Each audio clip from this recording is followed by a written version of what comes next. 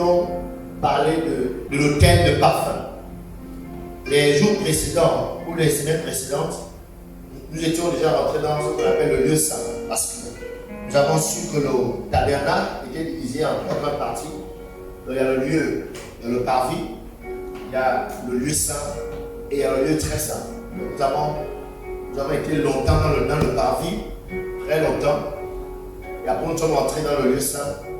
Dans le lieu saint, nous avons vu ce qu'on appelle le chandelier d'or. Voici le lieu. Voici le sanctuaire. Ok? Et dans le sanctuaire, il y a deux grandes parties qui sont le lieu saint et le lieu très saint. Ok? Donc, lorsqu'on y entre, voilà, nous avons ici le lieu saint. Donc, voici l'extérieur, il y a les parvis, il y a l'autel des reins et tout le reste. Donc, on rentre dans le lieu saint et dans le lieu très saint, qu'on appelle encore le Saint des Saints. Donc, nous avons déjà parlé du chandelier d'or, d'accord, les semaines précédentes.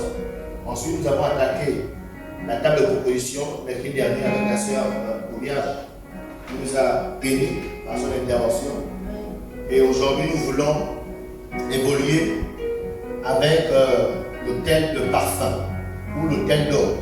Donc, l'autel de parfum, je vais le présenter en deux grands points. L'autel d'or, ou encore appelé l'autel de parfum, se trouve en effet dans le lieu saint. Le lieu saint, dans le même endroit que le chandelier d'or, la table de proposition. Okay. Et ici, le souverain sacrificateur venait aussi faire un service dans ce lieu. Et nous verrons de quel service. Voilà, donc. Et lorsqu'on lit dans Exode chapitre 3, chapitre 30, vous pouvez lire, vous pouvez prendre ce verset. Exode chapitre 30, verset 1, je vais faire la lecture. Verset 1 à 10. La Bible dit ensuite, vous fabriquerez un autel de bois d'acacia. Le sang de l'animal offert en sacrifice pour recevoir le pardon des péchés. On recommencera cette cérémonie chaque année, de génération en génération. Cet autel me sera consacré et il sera uniquement réservé à mon service. Alléluia. L'autel de parfum, ici, contrairement à l'autel de sacrifice que nous avons vu dans le parvis, c'est ici que les sacrifices se faisaient. Alléluia. Amen. Lorsque le peuple amenait son animal pour le pardon de péché ou pour quelque chose, ok, donc les Lévites, les sacrificateurs de ton service, récupéraient ces animaux et les déposaient sur l'autel des reins, ok, qu'on appelle aussi l'autel des holocaustes ou l'autel des sacrifices, et brûlaient, d'accord, brûlaient l'animal. Et la différence avec l'autel de parfum, c'est que ici, c'est le sacrifice. Ici, c'est le sang. Ici, c'est la force.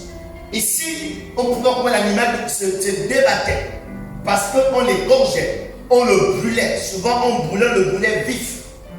Alléluia. Amen. Donc, on voyait la violence. C'était dit ici. Donc, ici, ça représentait ou ça représente pour nous, les chrétiens, qu'on doit forcer pour tout. Alléluia. Amen. Les chrétiens à qui on doit tout expliquer. À qui on doit tout forcer. Pour venir à l'église, on doit les forcer. Pour servir Dieu, on doit les forcer. Pour leur demander d'abandonner telle ou telle chose, il faut expliquer pourquoi ils doivent abandonner. C'est-à-dire, tu sens que les gens font encore beaucoup d'efforts pour servir Dieu. Ici, on fait encore beaucoup d'efforts, même pour aimer Dieu. On fait encore beaucoup d'efforts pour suivre Dieu. L'autel des sacrifices était là. Surtout pour nous rappeler, nous aujourd'hui les chrétiens, le sang de Christ a coulé à la croix. La mort sacrificielle de Christ. En fait, l'autel des sacrifices, l'autel des reins, c'est vraiment pour nous rappeler la douleur qui existe derrière le fait de vouloir suivre Dieu. Alléluia. Amen. Donc ici, c'est plus de légalisme. Lorsqu'on parle de légalisme, on parle des règles, des lois. On parle du fait qu'on doit te discipliner. Le fait qu'il faut avoir la chicotte derrière. Il faut avoir un suivi derrière. pour que tu viennes à faire quelque chose pour Dieu. Il faut qu'on te fasse peur. Que si tu ne le fais pas, tu vas en enfer. Si tu ne le fais pas, les démons vont te visiter. Si tu ne le fais pas, tu seras maudit. C'est-à-dire, il y a ce légalisme qui en fait amène les chrétiens à faire quelque chose pour Dieu, à servir Dieu. Donc, le thème de Réveil nous rappelle surtout cette dimension de relation avec Dieu, où c'est le légalisme. Où tu fais parce que tu te dis non, si je ne fais pas, les autres penseront ci ou ça de moi. Où tu viens parce que tu as peur que si je ne viens pas, le pasteur va remarquer mon absence. Alléluia. Amen. Où vraiment ta présence, ta relation avec Dieu dépend de ce que les gens vont dire ou penser de toi. Donc ici, ce sont les chrétiens qu'on doit menacer.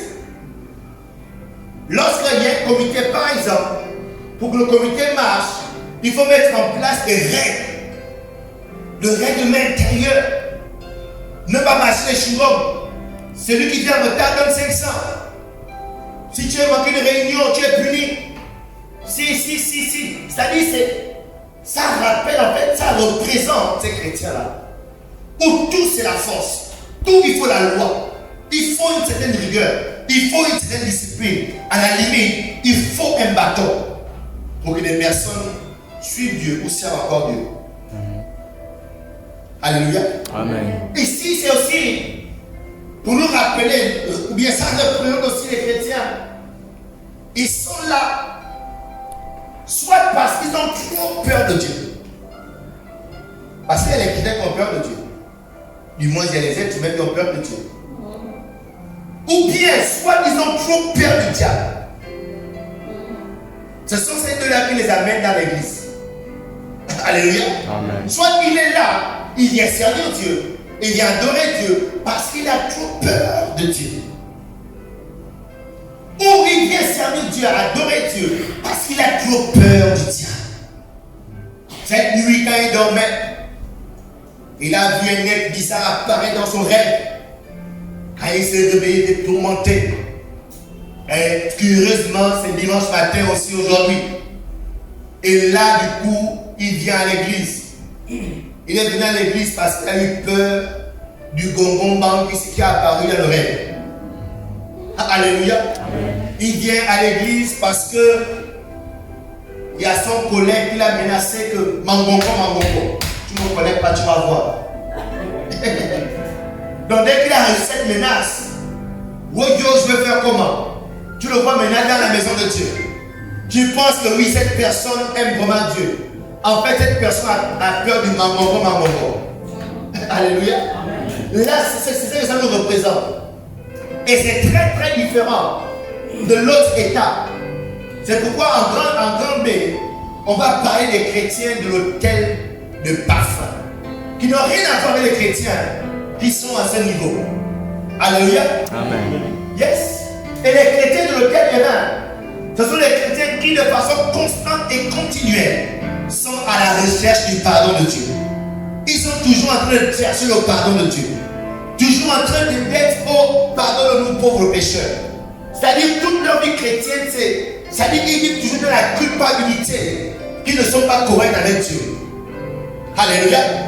Et tu ne peux pas vivre, un moment donné on peut te l'accepter. Mais après un moment, tu vas être convaincu que tu es saint. Tu vas pouvoir dire que moi je suis saint.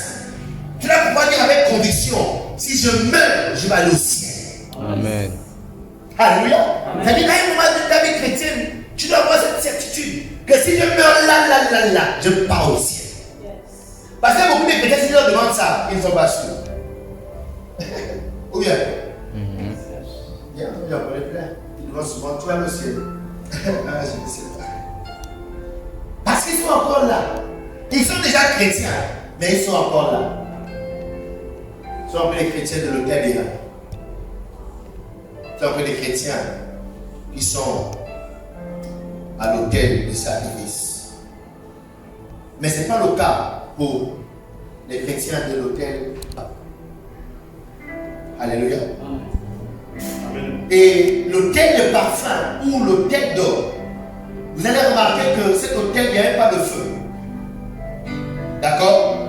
Sauf le feu que le sacrificateur amenait, il mettait dans l'encensoir pour brûler les aromates qui permettaient de parfumer la pièce. Donc il n'y avait pas de feu dans ce lieu. Donc sauf ce qu'on appelle l'encensoir, c'est ce qu'il tenait là. Donc lui, il prenait les charbons, les braises, depuis l'autel des sacrifices. D'accord? Il les mettait dans l'encensoir. Et cette braise-là qu'il a mis à l'intérieur pour permettre de brûler les aromates qu'on verra tout à l'heure.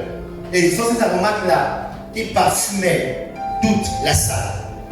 L'autel de parfum ou l'autel d'or représente pour nous le sacrifice excellent et parfait de Dieu. C'est-à-dire, Dieu a déjà dit OK au sacrifice. Amen. Donc, l'autel de parfum représente pour nous chrétiens le sacrifice excellent, saint, pur de Christ pour nous. Éphésiens chapitre 5, verset 1 à 2. Il est écrit: devenez donc les imitateurs de Dieu comme des enfants bien-aimés, et marchez dans la charité à l'exemple de Christ, qui nous a aimés et qui s'est livré lui-même à Dieu pour nous comme offrande et un sacrifice de bonne odeur. Et devenez donc des imitateurs de Dieu. Et je me suis demandé, mais comment on peut imiter Dieu? C'est une instruction. Chrétiens que nous sommes, devenez donc des imitateurs de Dieu. Parce que pour imiter quelqu'un, il faut voir la personne. Et Jésus-Christ en venant sur la terre, il a déclaré: personne n'a jamais vu Dieu. Alléluia, personne. Il va dire à Thomas, bien c'est pas Thomas, bien Pierre, que celui qui m'a vu a vu Dieu. Donc je suis la représentation directe de Dieu. Alléluia. Amen. Jésus là, il est la parole faite chair. Donc, qui est Dieu? Dieu, c'est sa parole. Amen. Alléluia. Amen. Donc, devenez les imitateurs de Dieu. Et il continue en disant, comme des enfants bien-aimés. Donc, c'est le chrétien qui peut imiter Dieu. C'est le chrétien qui est comme un enfant. Et nous savons les caractéristiques de l'enfant. Nous savons les comportements des enfants. Nous connaissons surtout l'humilité des enfants. Comment les enfants n'ont pas honte de répéter quelque chose. Ils n'ont pas honte de copier quelque chose. Donc si on devient comme des enfants dans notre esprit, là nous pouvons être des imitateurs de Dieu. Donc ici dans ce verset, c'est un appel simplement à la maturité. Lorsqu'on parle de l'autel de parfum, c'est un appel pour nous à devenir matures. Parce que lorsque tu rentres dans cette étape du christianisme, là, on ne te dit pas quoi faire, les hommes. On ne te coupe pas après pour que tu lises la Bible. On ne te coupe pas après pour que tu aies une vie de prière. Toi-même, tu sais ce qui est bon pour toi. Et tu fais ce qui est bon pour toi. Toi-même, tu te bats pour avoir une communion constante et continuelle avec Dieu. Pourquoi? Parce que, en tant que personne mature, tu as réalisé, tu sais que ça là, c'est vital pour ma vie. Alléluia. Amen. Donc, l'autel des parfums, contrairement à l'autel des vins, c'est cet appel pour chacun d'entre nous à prendre conscience de ce qui est réellement important pour nos vies. Et vous verrez que pour ceux-là qui sont à ce lieu, ce que les autres ont appelé sacrifice, c'est trop dur, c'est compliqué. Pour eux là, c'est un plaisir. Alléluia. Amen. Pour quelqu'un, jeûner 3 jours, c'est un sacrifice terrible. Mais pour certains, c'est-à-dire, ça devient un plaisir. Alléluia. Il y a certains chrétiens pour lire 2 versets de la Bible. C'est un vrai challenge. Mais il y a d'autres qui peuvent te passer la journée à te lire 5 5, 6, 7, 10 chapitres de la Bible. En fait, ça l'énerve même parce qu'il doit aller travailler, mais ça l'énerve, il n'a pas envie de t'arrêter. Il y a des chrétiens, prier 5 minutes, oh, hey, 5 minutes de prière, c'est un sacrifice énorme. Parce que, un, ils ne savent pas quoi dire. Deux, ils doivent partir. Mais il y a d'autres chrétiens, c'est un plaisir. Ils ont envie de passer toute la journée là à parler avec Dieu. Alléluia. Ce sont les chrétiens qui sont au niveau de l'autel d'or, l'autel des parfums. Ce sont les chrétiens, ce qui est un sacrifice pour les autres, ça devient un plaisir. C'est avec plaisir désormais qu'ils le font. Ils prient par plaisir. Ils jeûnent par plaisir. Ils servent Dieu par plaisir. Ils donnent leur dîme, leur offrande par plaisir. Ça veut dire que ce n'est plus un sacrifice. Même lorsque c'est réellement un sacrifice, mais pour eux c'est un plaisir. Alléluia. Et nous devons tous arriver à 2022. Au moins à ce niveau du christianisme. À ce niveau, c'est que le monde considère l'ignore. Pour eux, c'est plaisant. Amen. Amen. Très important. Et la vérité, c'est que lorsque tu as réussi à développer une vie spirituelle ainsi, et que tout ce qui concerne Dieu, tout ce qui concerne l'Église, devient plaisant pour toi, la vérité est que ce qui sort de ta vie, c'est un parfum. Et quand ça arrive devant une narine de Dieu, c'est un parfum de bonne odeur. Et ce que Dieu fait, Dieu ne fait rien d'autre si ce n'est que de répandre autour de toi. C'est pourquoi la cheminée qui sortait de là parfumait toute la salle. Donc le premier bénéficiaire de ce parfum, c'était le sacrificateur. Alléluia. Amen. Donc Dieu renvoie sur ta vie cette odeur. Autour de toi, quand on te sent, on te hume, tu sens bon, tu dégages une bonne odeur. C'est ce qu'on appelle, tu dégages un bon aura. Un aura que les sorciers bien sûr n'aiment pas. Alléluia. Il y a quelque chose de bon autour de toi, mais qui dérange les sorciers, mais qui est bon pour les enfants de Dieu. Amen. Alléluia. Et dans 2 Corinthiens chapitre 14, non, chapitre 2, verset 14 à 17.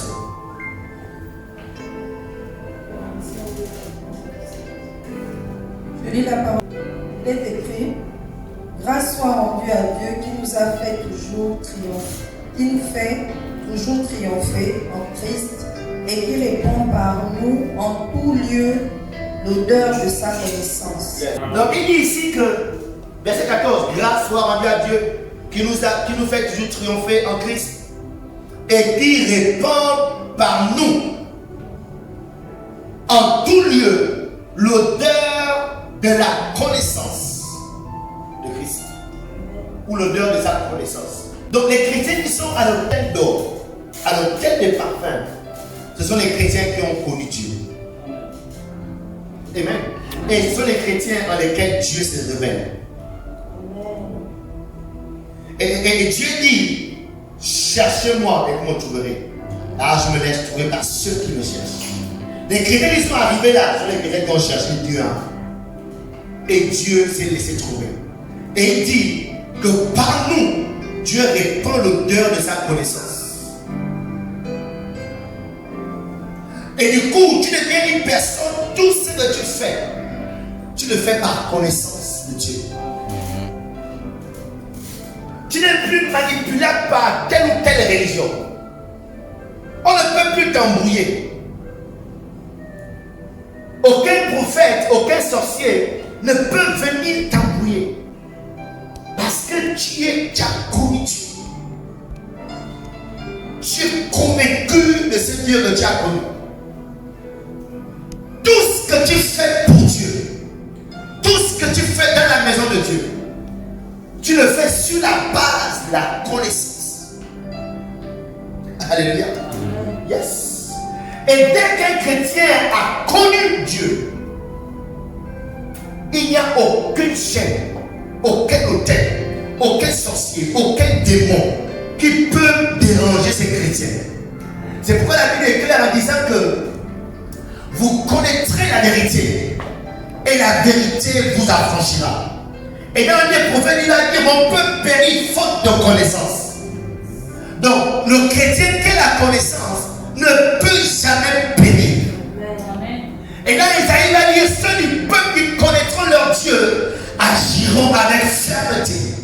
Le chrétien qui a connu Dieu, il est ferme, il est inébranlable, il est têtu. Dans ça, après quoi? C'est pas envie de parler d'un truc dont tu sais. Hein, chacun a son Dieu.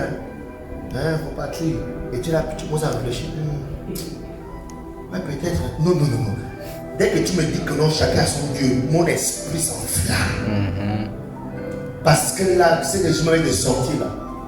Tu vas regretter pourquoi tu me dis que tu fais une telle chose. Alléluia. Yes.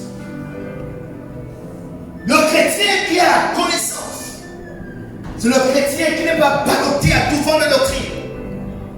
Aujourd'hui, tu crois telle chose, demain tu crois une autre chose. Pourquoi tu n'es pas arrivé à l'autel d'or? Tu t'es arrêté à l'autel des sacrifices. Ou pire, tu t'es arrêté à la porte. Dans la version de Semeur, verset 14, David dit, je ne puis que remercier Dieu. Il nous associe toujours au cortège triomphal du Christ par notre union avec lui. Il se sert de nous. Et Dieu ne va jamais t'utiliser quand tu ne connais pas. Alléluia. Yes. Dieu utilise ceux qui le connaissent.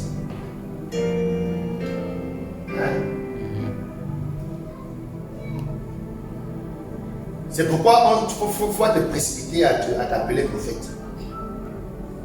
Ne sois pas pressé à te dire que non, tu es un serviteur de Dieu. Et tu as connu un peu d'émotion, un peu de friction. Tu as crié un peu, tu as senti, tu as pleuré, tu as tremblé un peu. Non. C'est pas par la chair de poule. Parce que Mike et Jackson donnaient les gens la chair de poule. Quand ils crient, les gens tombent. Non, c'est pas par la chair de poule. Alléluia. C'est par la connaissance. Et ici, la connaissance, c'est quand tu arrives là. Si tu es arrivé ici, c'est que tu as traversé déjà le sacrifice. Yeah. Amen. Donc là-bas, lorsque tu es au sacrifice, ou bien même encore la porte, nous les hommes, on va t'utiliser. Parce qu'il y a un besoin. Place-toi là, fais ceci, fais cela, d'accord? Écoute, c'est Dieu qui appelle, ce n'est pas les hommes. Même moi, je peux t'appeler grande femme de Dieu. Je l'appelle par la foi de ce que tu vas devenir, pas ce que tu es. Parce que celui qui fait une femme de Dieu, c'est Dieu. Et Dieu fait de une femme de Dieu quand il vient de toi, tu le connais déjà. Alléluia. Parce que dès que tu as connu Dieu, c'est là que Dieu te prend maintenant et fait de toi un instrument pour répandre l'odeur de sa connaissance. Donc c'est pourquoi nous encourageons les gens d'intégrer l'école, les différentes classes que nous avons, et à être fidèles, à suivre. Parce que la connaissance vient par là. En même temps que tu reçois la connaissance, rassure-toi que tu dois finir ce que tu dois finir sur le tête des reins. Rassure-toi que tout doit être consumé. Parce que tout à l'heure on verra que ce sont les cendres de ce qui était consumé à l'autel des reins qu'on vient de déposer ici. Ici, il n'y a aucun morceau de viande qui doit venir ici. Tout ce qui vient ici doit venir ensemble. Donc si le feu n'a brûlé un peu, aïe, et puis tu t'arrêtes, et puis tu vas venir là. Non. Ça doit bien brûler tout et ressusciter la cendre. Et c'est la cendre là que le sacrificateur prenait et amenait ici. mélangé avec les aromates, avec la graisse de la quenelle, et ça donne la fumée.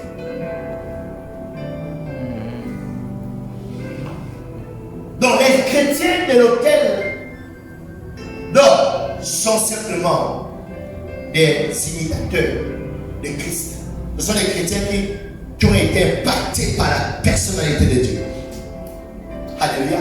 C'est-à-dire, tout ce qu'ils font, tout ce qu'ils disent, tout ce qu'ils touchent, ils le font sur la base de la connaissance de Dieu. Amen. Yes. Donc, demande à ton voisin, en ce moment tu es chrétien, demande à ton voisin. Voisin, tu es chrétien, ne dois pas appeler chrétien.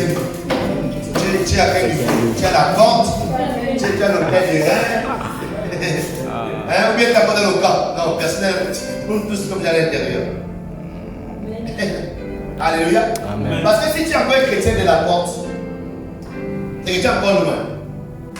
Les chrétiens de la porte sont les chrétiens qui sont convaincus qu'il n'y a aucun mal à boire le vin en tant que chrétien. Et quand tu vas lui dire aussi, il faut aussi abuser, il n'y a aucun mal, c'est pas un péché. Ah, c'est les chrétiens qui sont pas à la porte. Les chrétiens qui sont pas à la porte, c'est les chrétiens. Lorsqu'on est prêche sur la fornication, ils s'énervent parce qu'on pense qu'on est en train de les juger. Ce sont les chrétiens, on leur dit non, n'épouse pas un non-chrétien. Il n'est pas la même foi. Quand vous êtes dans la maison, lui va te dire après que non, c'est un bouddhiste. Ou bien c'est un bouddhiste. Ou c'est un musulman. Les chrétiens de la porte sont les chrétiens.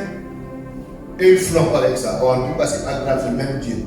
Cela, ils sont pas à la porte. Alléluia. Amen. Alléluia. Amen. Yes. Vous savez, pour réussir dans toute croyance, vous devez être radical. Je vous dis. Si vous voulez faire un peu bon, jouer, vous n'allez jamais réussir dans une croyance. C'est quand vous verrez l'islam, les musulmans, ils réussissent dans leur croyance. Parce qu'ils sont radicaux. Ils vont jusqu'à tuer les gens. Ils vont jusqu'à faire exploser les immeubles. Et parce qu'ils sont convaincus et tout le monde doit suivre. Et en tant que chrétien, si tu veux réussir dans la foi chrétienne, tu dois être radical. Nous encore, on ne tue pas les gens, mais tu dois te tuer toi-même. Yes. On ne tue pas les autres, on se tue nous-mêmes. On meurt dans notre désir. On meurt dans ce qui est légitime pour nous. Parce que Christ doit vivre au travers de nous. Amen. Amen. Donc les chrétiens de la porte, je crois qu'ils ne sont plus dans cette église. Amen. Il y en a plus, non? On a évolué. Amen. Amen. En ce moment, plusieurs sont au niveau de l'hôtel des reins. Alléluia. Amen. Et en 2022, plusieurs vont arriver à cette vie. Amen. Donc le chrétien de l'hôtel d'or et le Saint-Esprit. Donc je vais maintenant parler de le chrétien qui est ici avec le Saint-Esprit. Comment il se comporte? Quelle est sa relation avec le Saint-Esprit? Exode 30, verset 7. C'est écrit, Aaron il fera brûler du parfum odoriférant.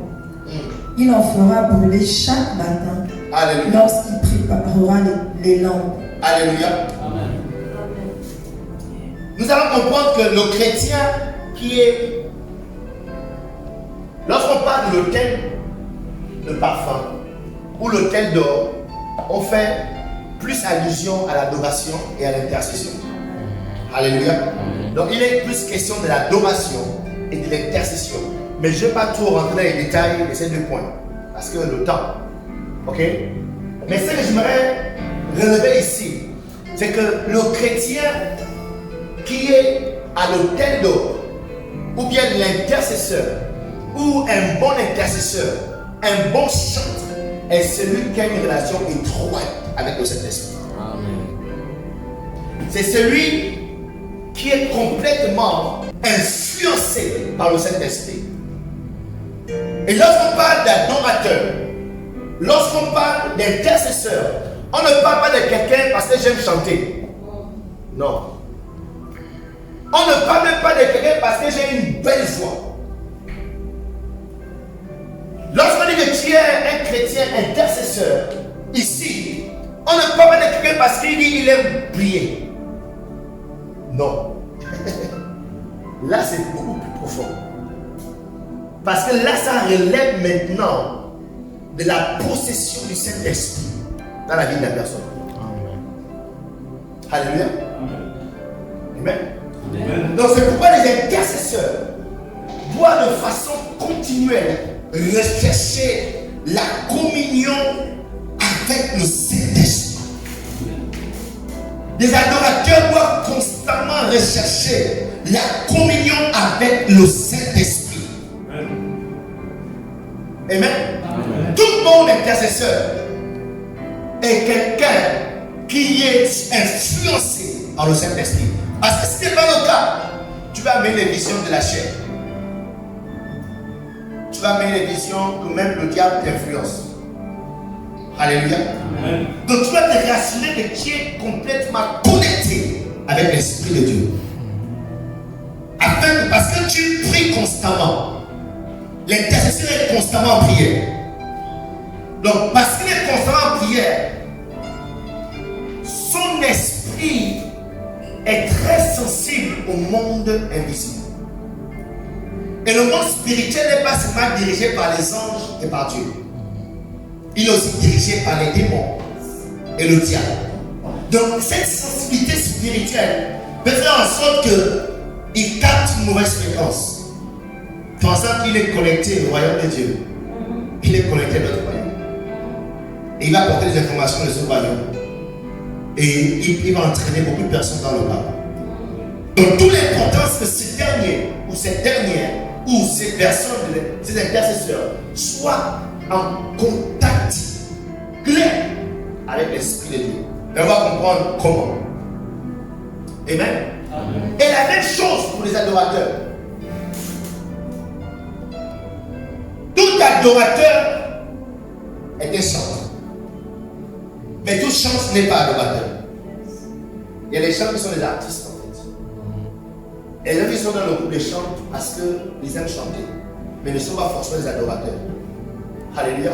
C'est pourquoi vous verrez que dans ces groupes, il y a beaucoup de scandales. Parce que les gens sont venus, pas parce qu'ils sont adorateurs, parce que j'aime chanter. Ou parce que je suis talentueux.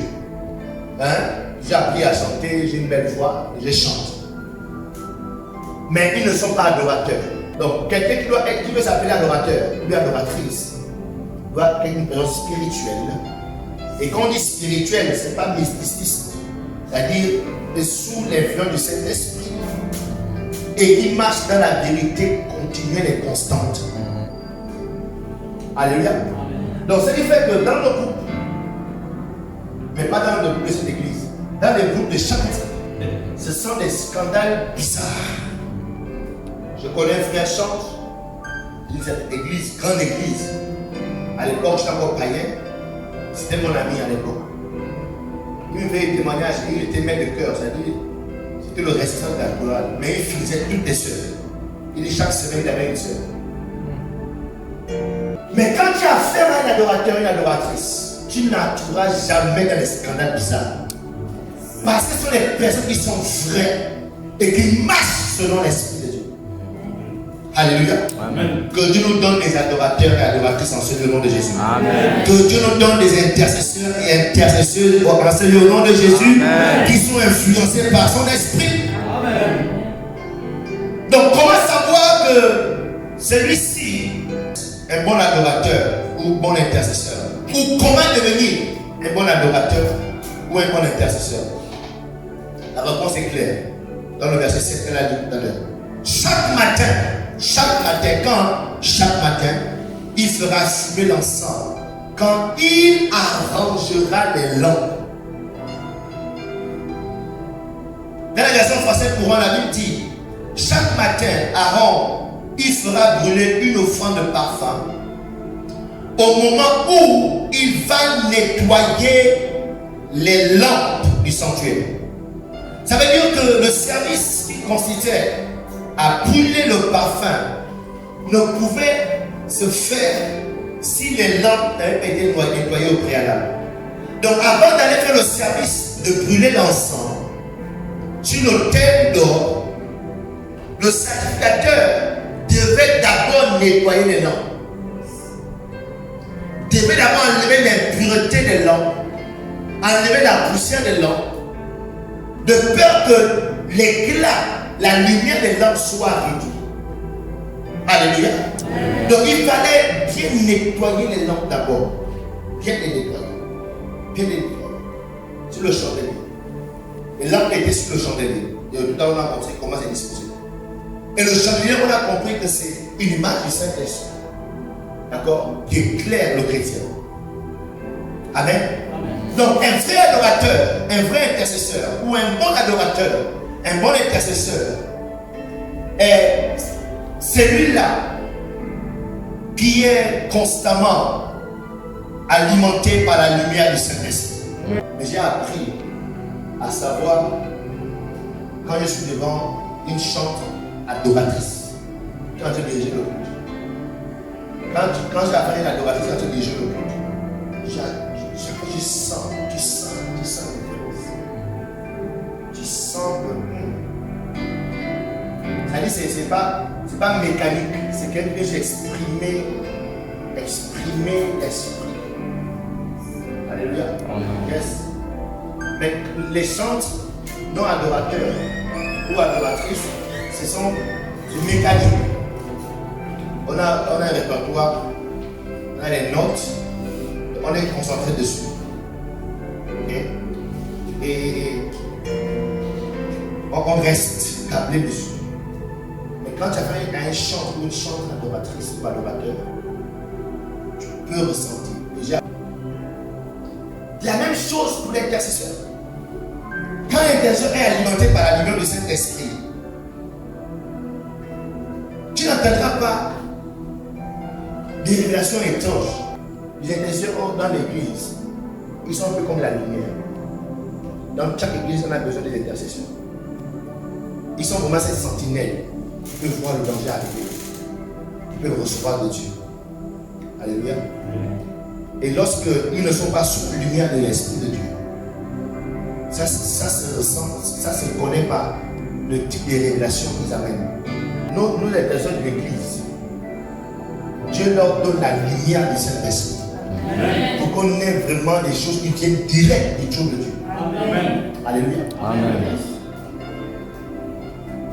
Quand tu entends des révélations bizarres, voilà, Dieu m'a dit. Parce que c'est Dieu qui me dit. Dans cette église, je ne sais pas chose. Et si je le dis, c'est parce que les deux mondes naviguent dans les fréquences parallèles. Donc quand c'est pas la lumière du Saint-Esprit qui influence, c'est la lumière qui va l'influencer. Alléluia. Et le but, c'est clair, quand c'est Dieu, quand c'est notre lumière qui influence, c'est pour justement amener les gens dans l'erreur. Forcément. Donc les intercesseurs doivent se battre. Et c'est pourquoi l'intercesseur doit être quelqu'un qui connaît la parole, qui est assis sur la parole, et qui est vrai, et qui est sous l'influence de cet esprit. Alléluia. Amen. Yes.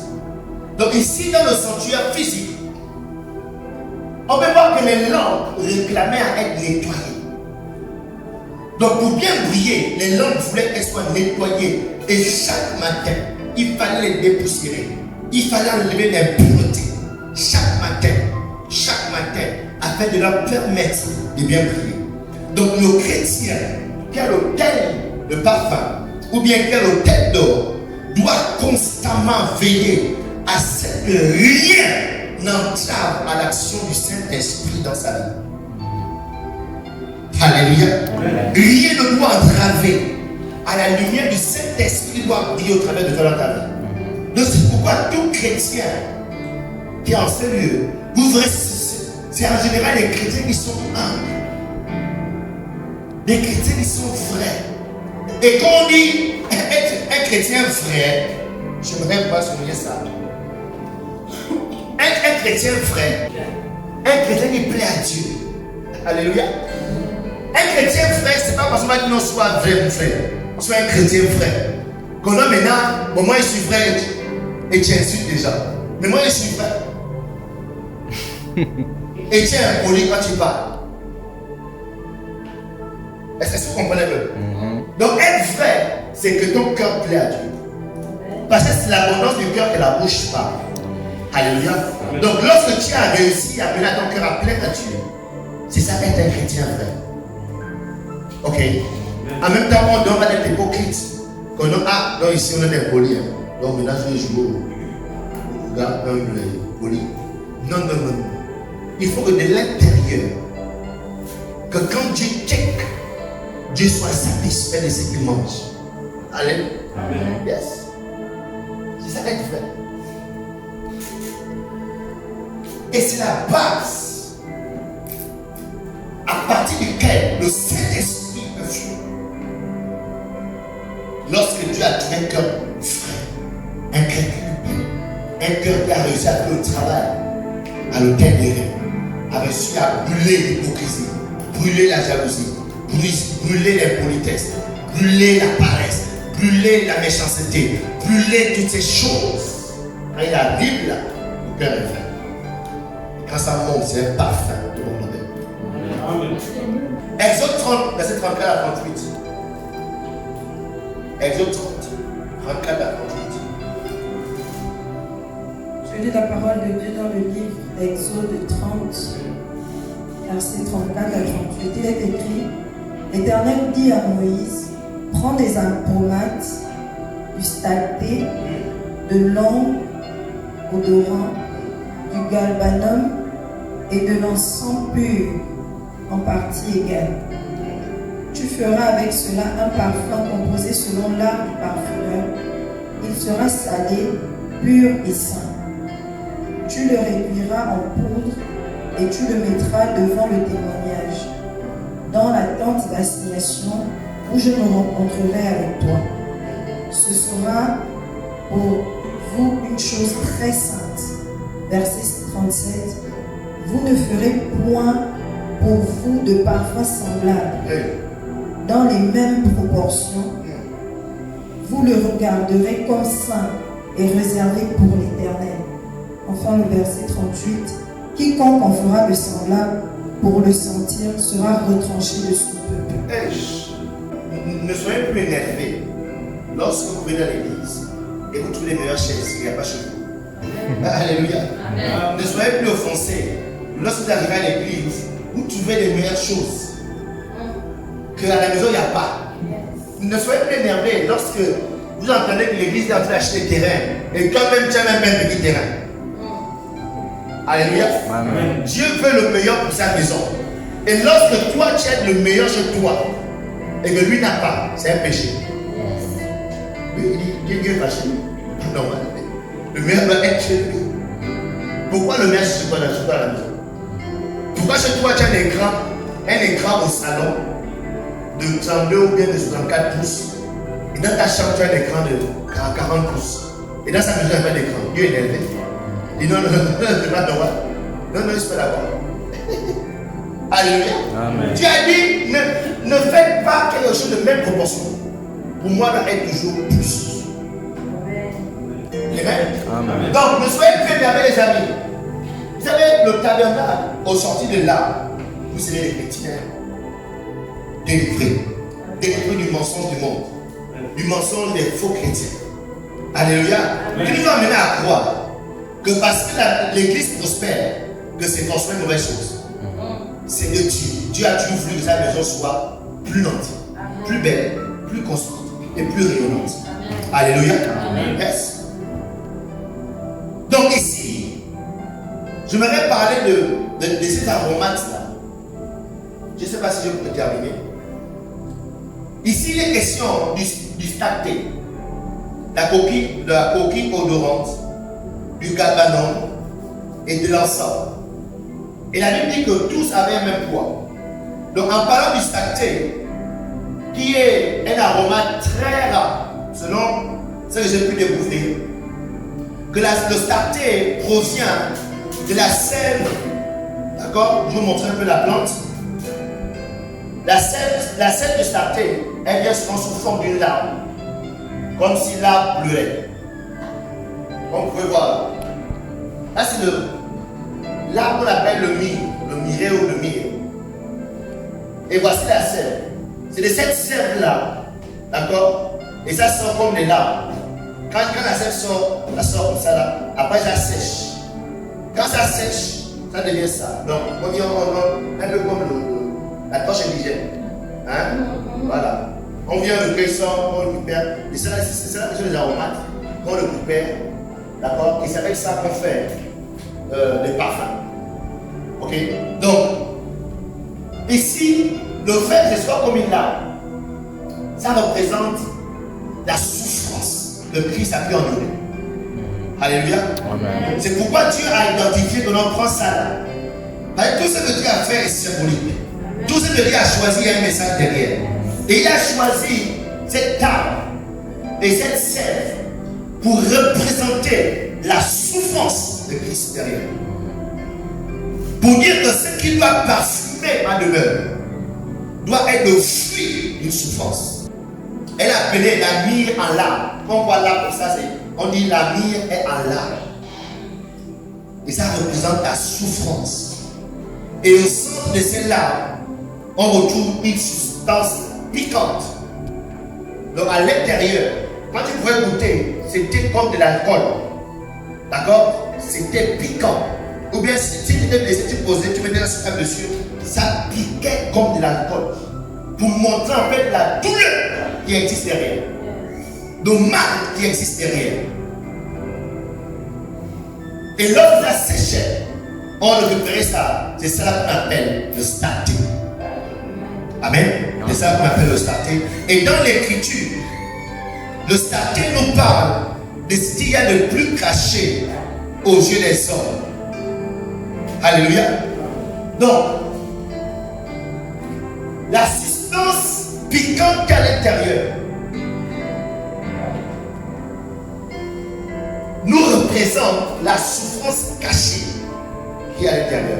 Pour dire que les chrétiens qui sont ici, à l'hôtel des parfums, ce sont des chrétiens, leur souffrance, c'est-à-dire ce qu'ils font de sacrificiel pour Dieu, n'est pas entendu de tout le monde.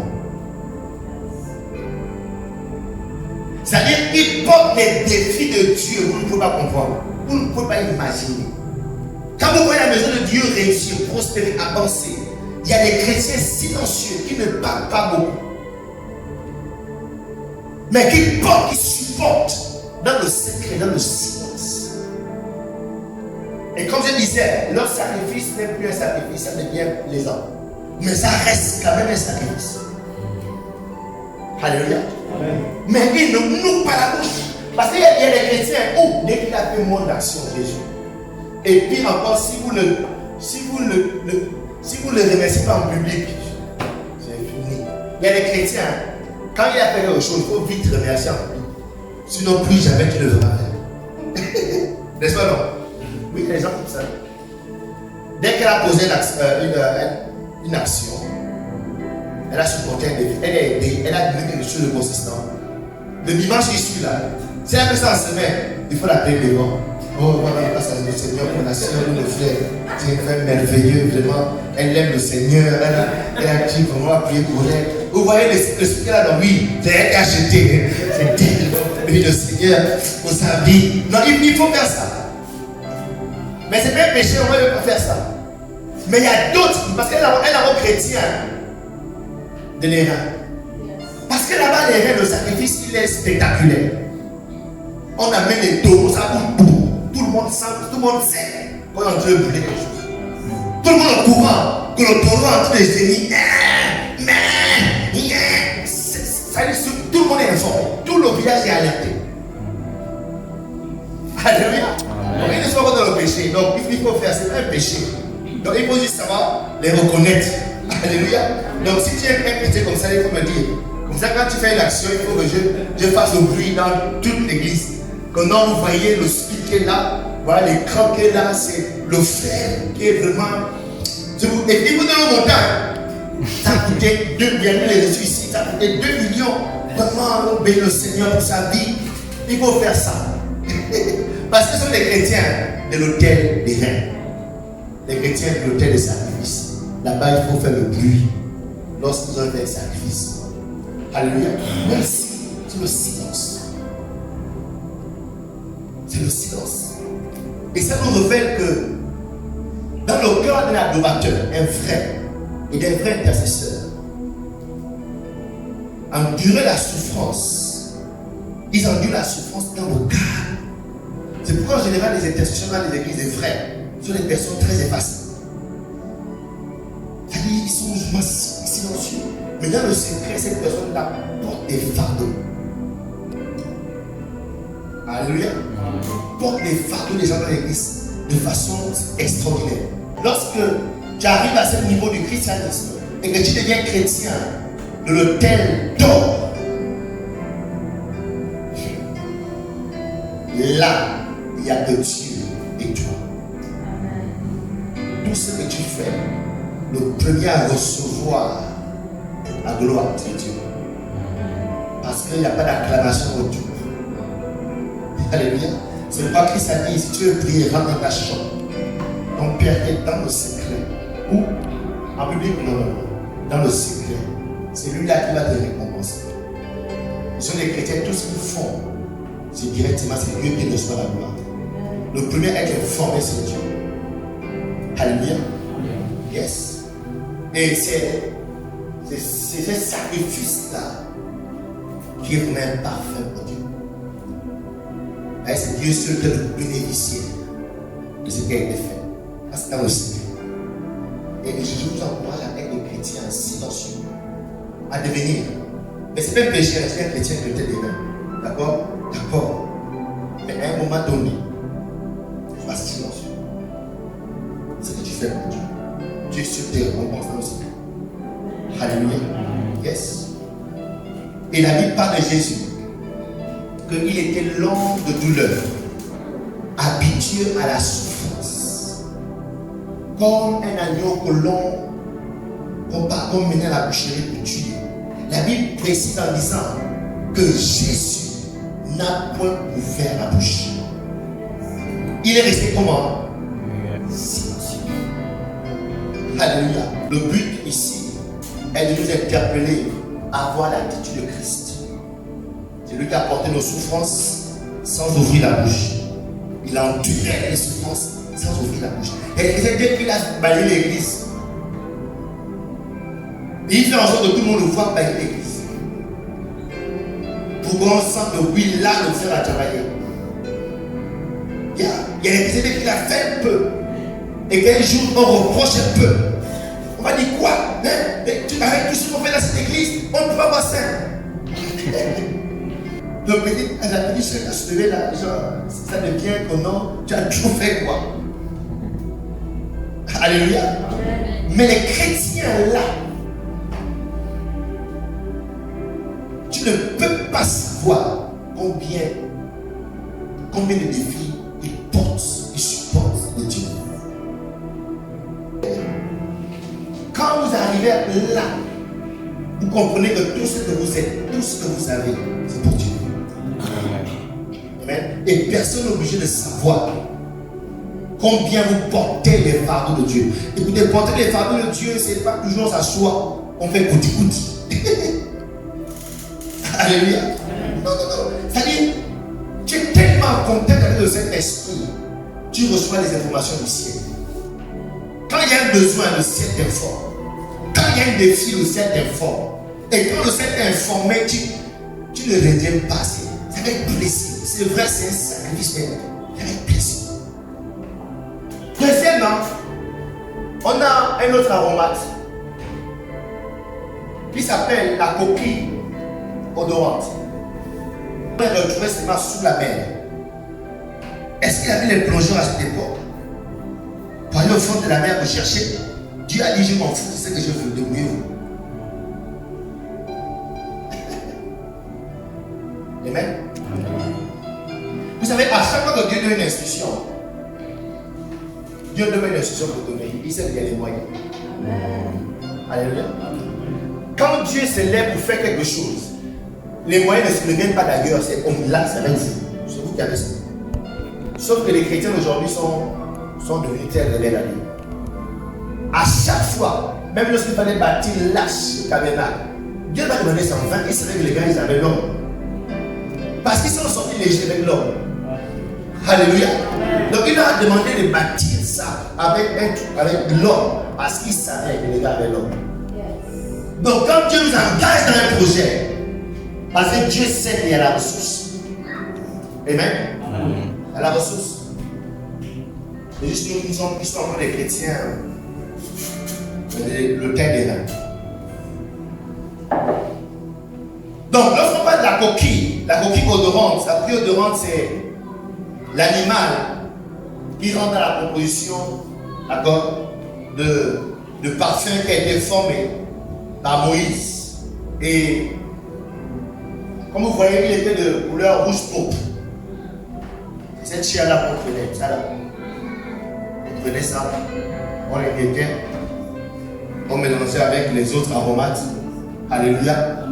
Et on mettait sur les braises.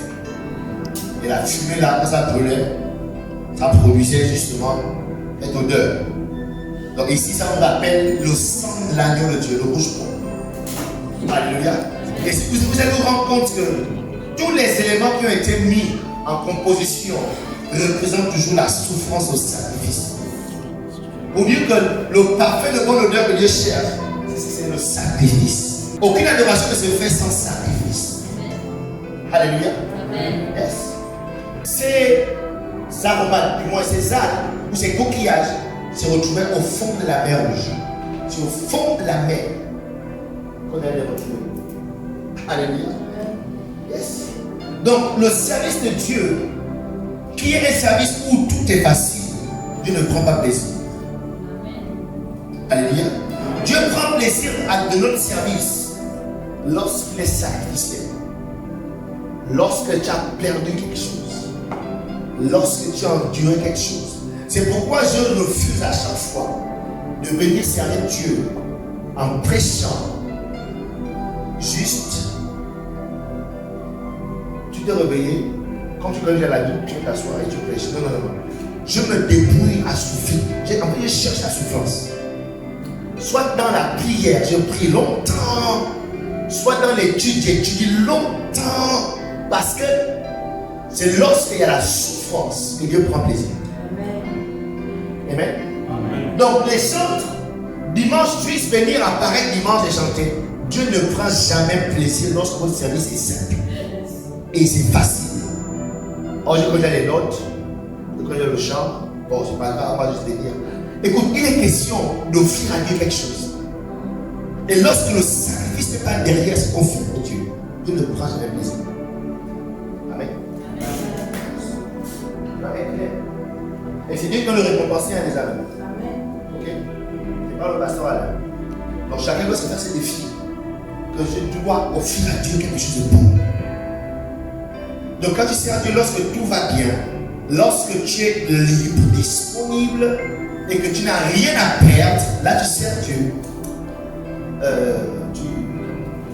Vaut mieux que tu arrêtes parce que tu perds le temps.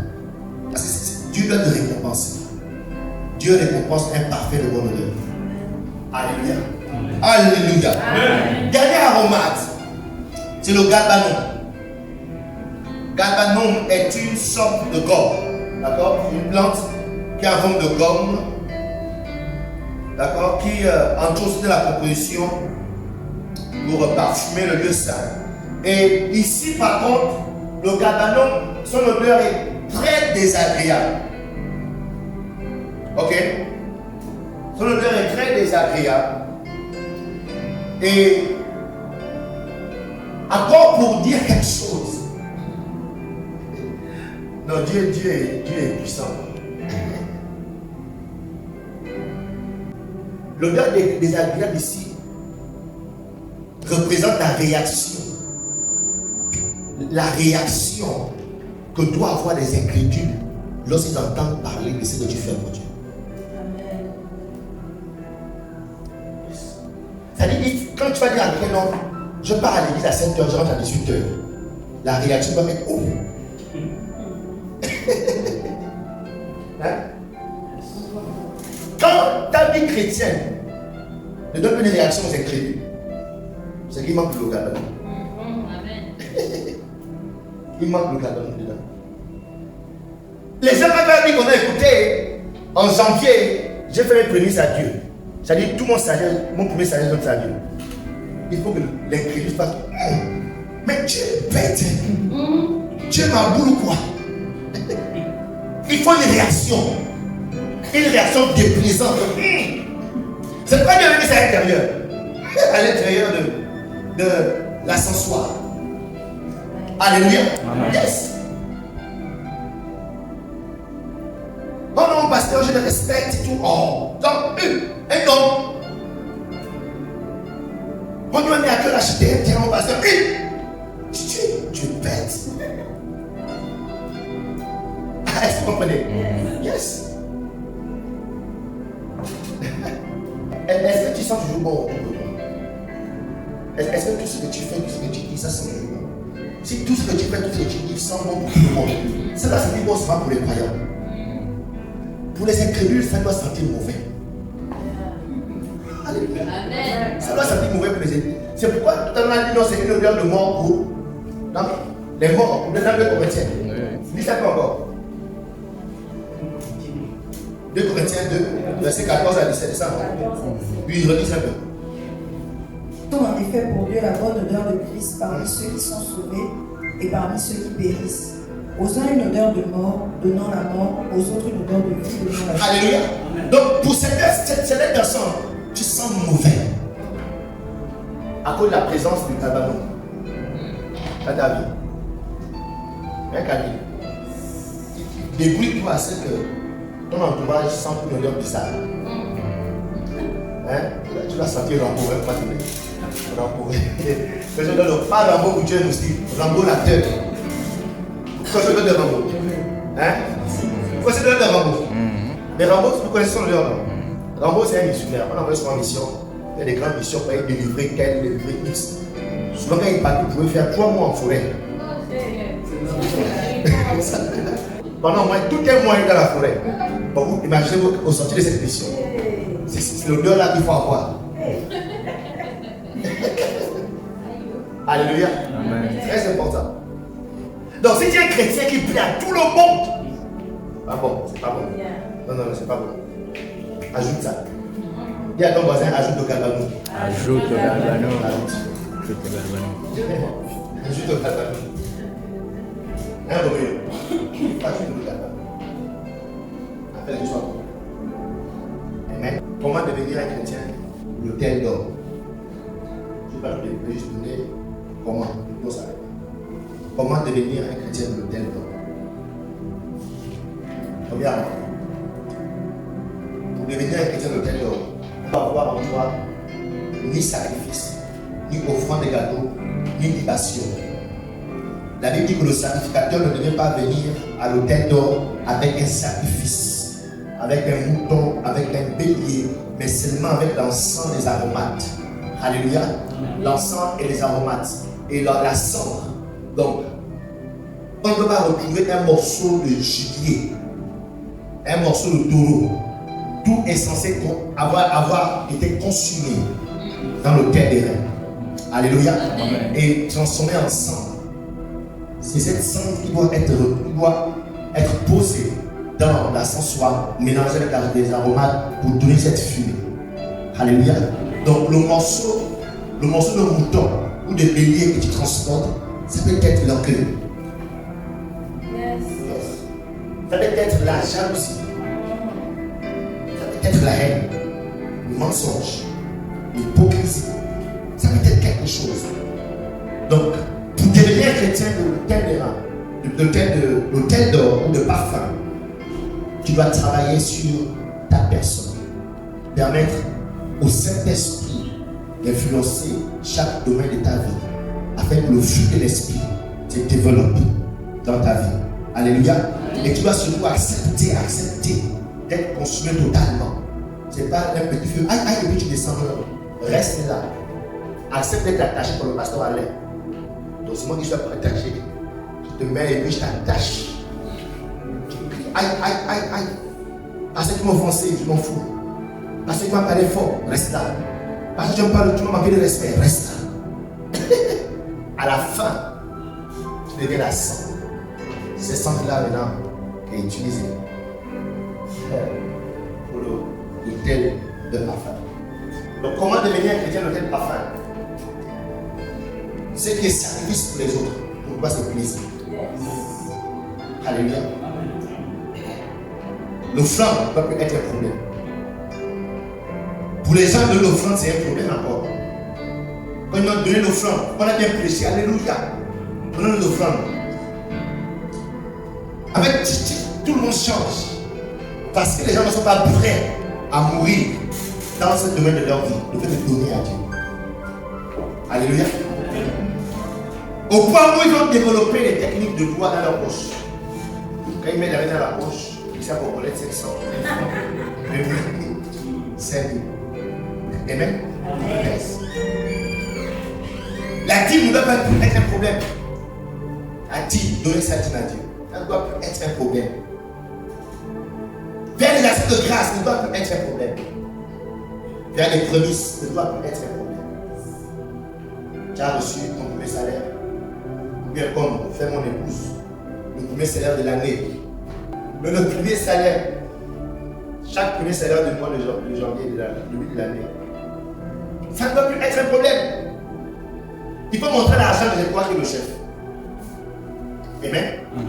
Alléluia. Amen.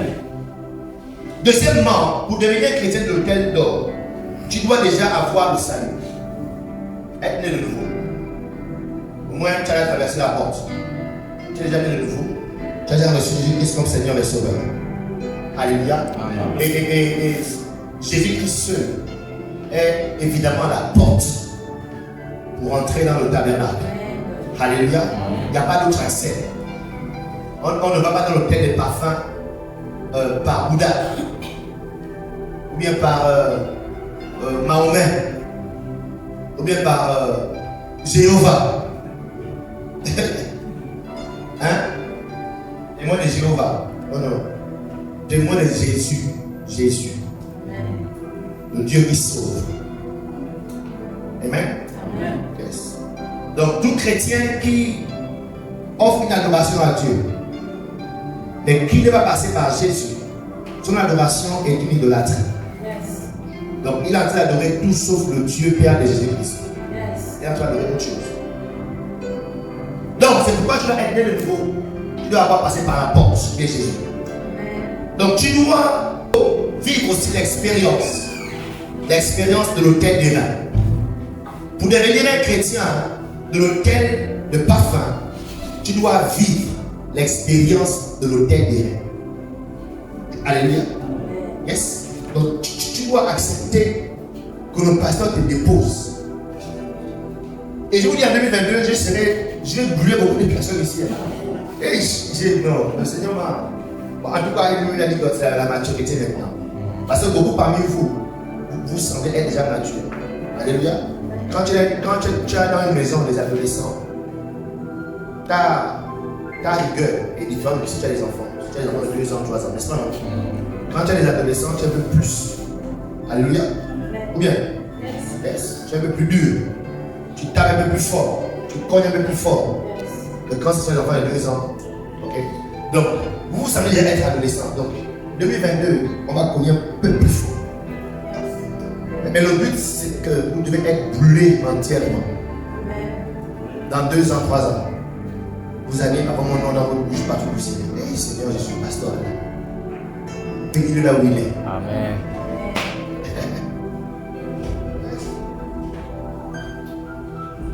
Donc je ne donnerai pas foi aux cieux. Je serai une main en fer, mais qui est revêtue d'un gant moelleux. De temps en temps, je vais caresser. Glisse. J'ai plus glisse. Un câlin.